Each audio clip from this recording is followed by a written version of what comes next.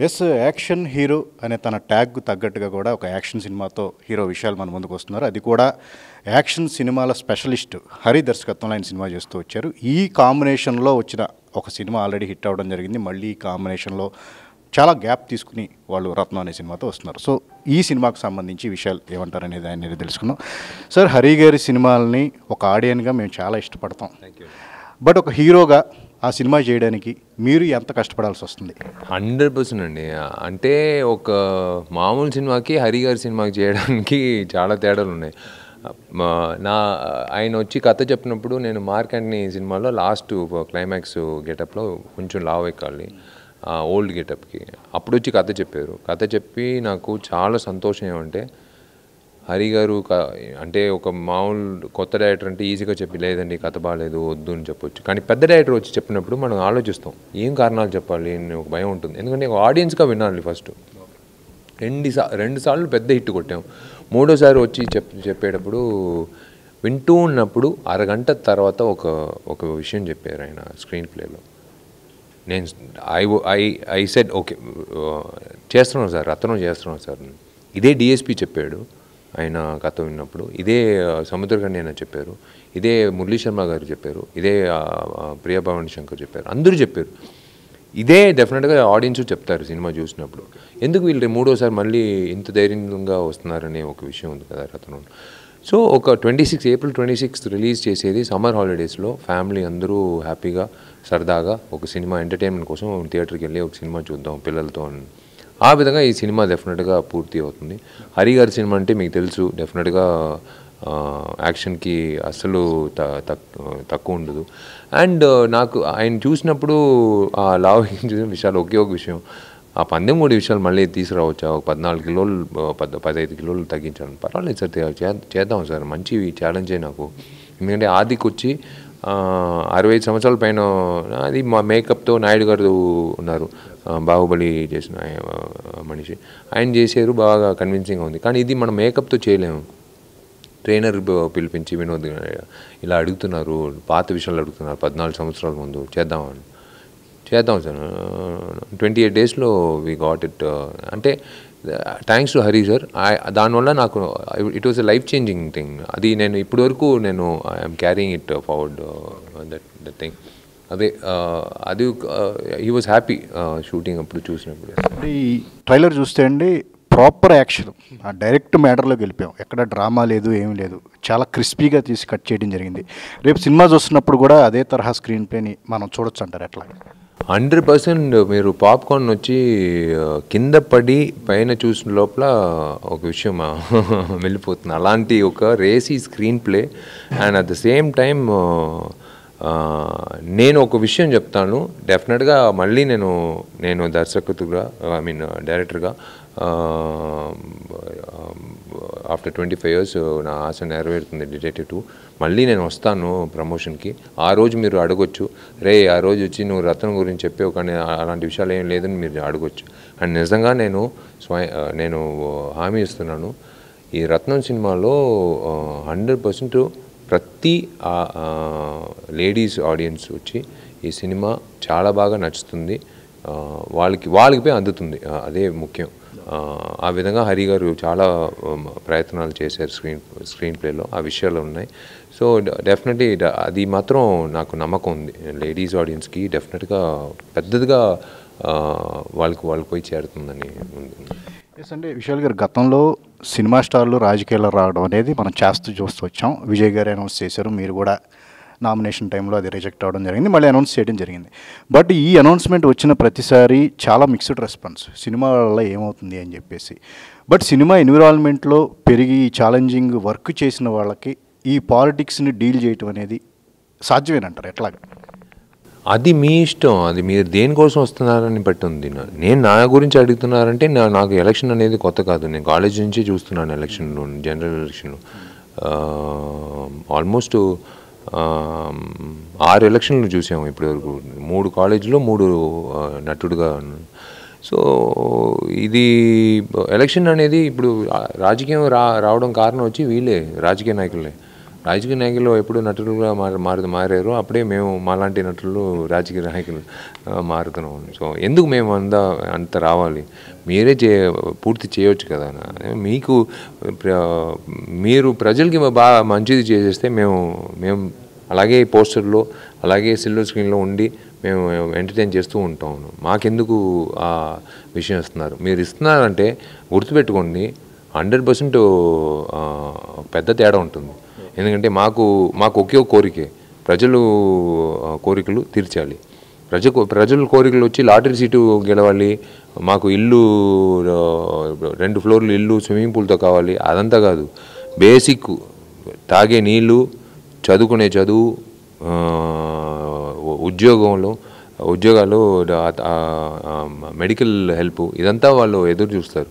ఆ విధంగా మీరు పూర్తి చేస్తే మేము డెఫినెట్గా మేము వచ్చే అవసరమే లేదు. అన్ని జెండాల మధ్యలో మా జెండా ఎందుకండి, అవసరమే లేదు. అది మీరే నిర్ణయం చేయాలి.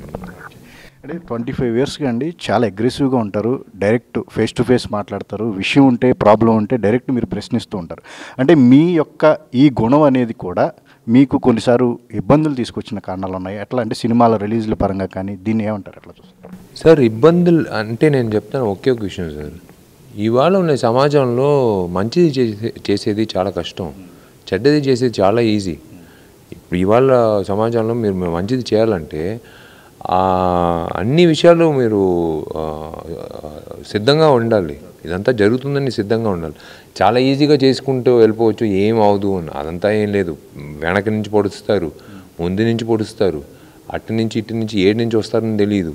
ఇదంతా దాటి మనం చేసేది వచ్చి ప్రజల కోసం అనేది గుర్తుపెట్టుకుని ఆఖరి వరకు ప్రజల కోసమే చేస్తున్నాను, ఏమైనా రాని నేను ప్రజల కోసమే చేస్తాను అని చేసేది ఒకటి. నా కుటుంబం బాగుండాలి, నా వీధి నా ఇల్లు బాగుండాలని అనుకుంటే అది అంతే కూలిపోతుంది. మన ఆశలు వచ్చి ప్రజల కోసం లాస్ట్ వరకు చేస్తే ఇదంతా వచ్చి డెఫినెట్గా వస్తుందండి, ప్రాబ్లం వస్తుంది. దేనికైనా ప్రాబ్లం వస్తుంది. ఆ ప్రాబ్లం తట్టుకోవాలి, ఆ ప్రాబ్లంని దాటి మీరు గెలిచేదే గెలుపు, అదే నిజమైన గెలుపు. ఒక ఆర్టిస్ట్గా అండి అందరూ మల్టీ స్టారర్లని ప్యాన్ ఇండియా అని చెప్పేసి అంటారు. పర్సనల్ లైఫ్లో కూడా పర్సనల్ లైఫ్ను పక్కన పెట్టి మీరు ప్రజాసేవ, నడిగర్ సంఘం, సినిమా యూనియన్లకి సహాయం చేయాలి అంటే ఇదంతా ఈ మెంటాలిటీ అంట మీ ఫ్యామిలీ నుంచి రావడం జరిగిందా? ఎవరు దీనికి ఇన్స్పిరేషన్? ఇన్స్పిరేషన్ వచ్చి నాకు నిజంగా ఒక వ్యక్తి అండి, భగత్ సింగ్ అనే ఒక వ్యక్తి నాకు 23 సంవత్సరాల్లో వచ్చి ఒక అతను స్వతంత్రం మన దేశం కోసం ఆయన లైఫ్ని సాక్రిఫైస్ చేశాడు. ఆ తర్వాత నేను పుట్టి పెరిగి మా నాన్న ఇచ్చిన ధైర్యం, మా అమ్మ ఇచ్చిన ధైర్యం, అంటే ఇంట్లో ఆడపడుచులు ఇచ్చిన ధైర్యమే ఎప్పుడు ఒక మొత్తం వీధికే భయం వస్తుంది. నేను అది నమ్ముతున్నాను.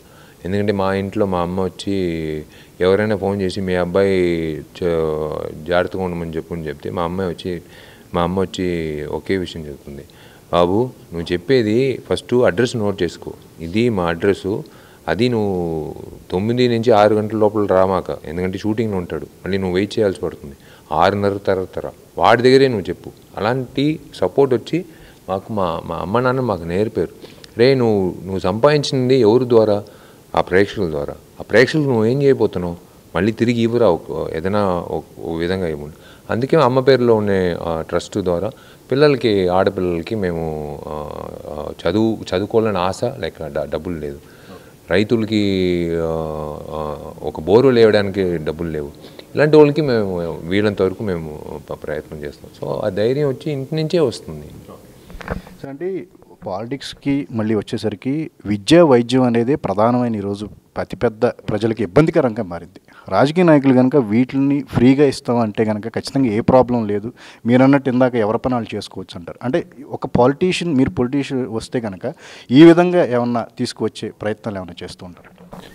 అది నేను చెప్తే వేరే ఎవరైనా కాపీ కొట్టేస్తారు. అది నేను కోరుకునేది ఉన్నే ప్రజా నాయకులు, అదంటే రాజకీయ నాయకులు వచ్చి ఫస్ట్ వచ్చి ఫ్రీ ఎడ్యుకేషన్ ఇవ్వండి, దయచేసి ఇవ్వండి.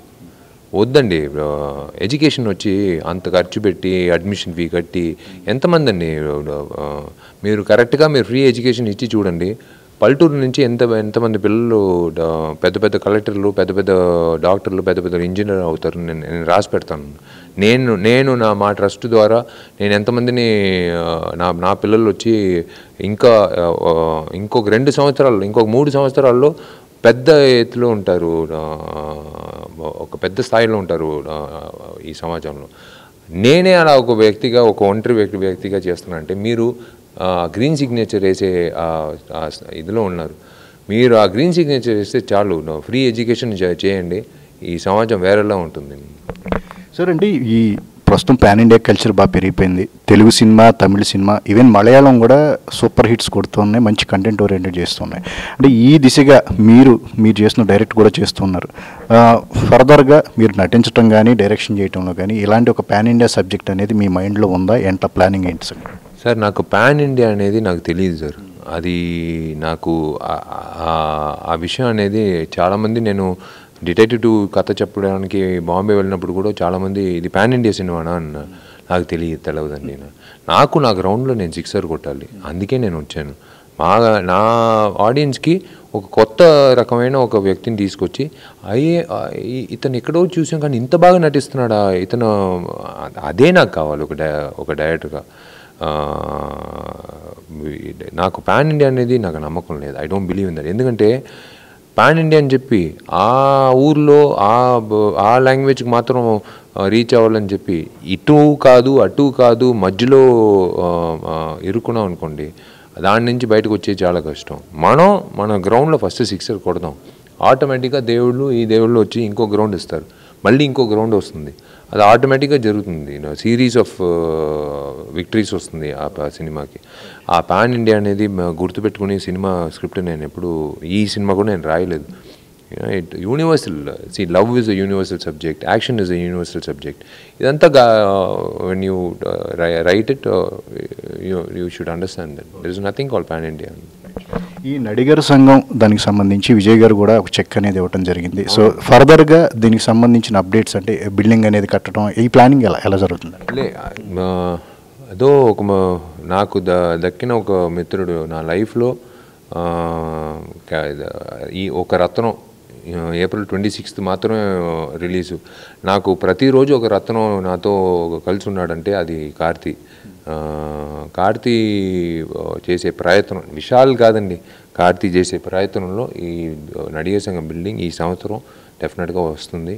తప్పకుండా మొత్తం స్టేట్, అంటే తమిళనాడు మాత్రం కాదు, మొత్తం అన్ని స్టేట్లు తిరిగి చూసేట్లాగా ఒక బిల్డింగ్ వస్తుంది.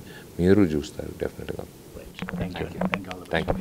సో ఇది విషయాలు చెప్తుంది ఏంటంటే, ఖచ్చితంగా తను హరి కాంబినేషన్లో చేస్తున్న సినిమా యాక్షన్ ఎంటర్టైనర్గా చాలా అలరిస్తుంది. ఇక పాలిటిక్స్కి సంబంధించి వస్తే కనుక రాజకీయ నాయకులు నటులయ్యారు, అలాగే నటులు రాజకీయ నాయకులు అవ్వాల్సి వస్తుంది. సో ఖచ్చితంగా రాబోయే రోజుల్లో రాజకీయ నాయకులు ప్రజలకు మంచి చేస్తే తాము పాలిటిక్స్లో రావాల్సిన అవసరం ఉండదు అని చెప్పేసి కూడా విషయాలు చెప్తున్న పరిస్థితి. కెమెరామెన్ సంతోష్తో సుజన్, ABN.